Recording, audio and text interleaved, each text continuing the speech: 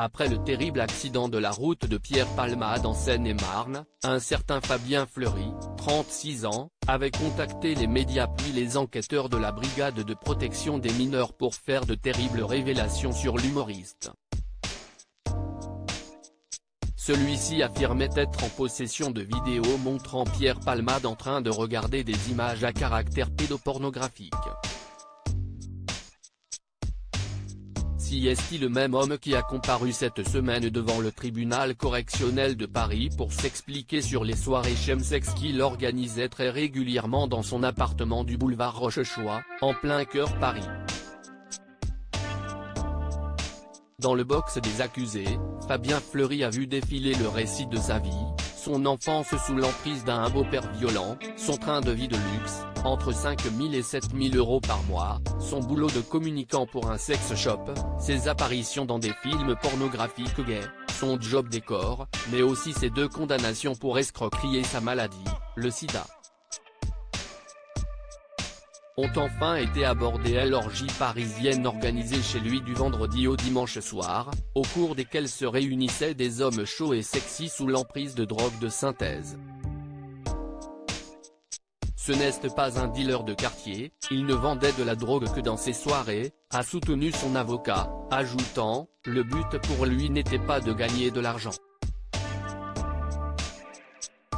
Il souffre d'une addiction au sexe et à la drogue dans ce contexte d'orgie qu'il pratique pour oublier son mal-être. La justice a finalement tranché en faveur d'une lourde peine de 2 ans de prison dont 1 avec sursis ce vendredi 17 février 2023. Cette révélation stupéfiante sur Pierre Palmade. Voilà des années que Pierre Palmade souffre lui aussi d'une sérieuse dépendance à la drogue.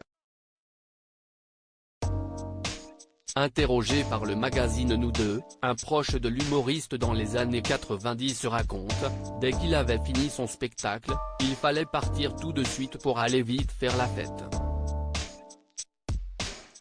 Donc, pas question de séance de signature, rien. C'était direct dans la voiture pour aller au restaurant et ensuite en boîte. Et ce, dès fin 1989, début 1990. Il poursuit, et il a très vite été accro à drogue.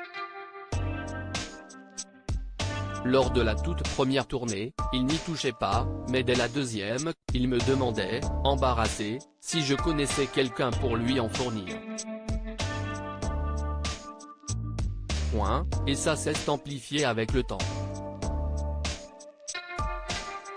Notamment lors d'une soirée à rallonge dans une boîte de nuit belge, il avait lancé un concours de celui qui allait rentrer le plus tard. Il est rentré à 23h. Le lendemain, on allait alors dormir quelques heures et on recommençait. 72 heures, ça a duré. La coke, c'est ce qui le faisait tenir. Ça lui permettait de rester éveillé.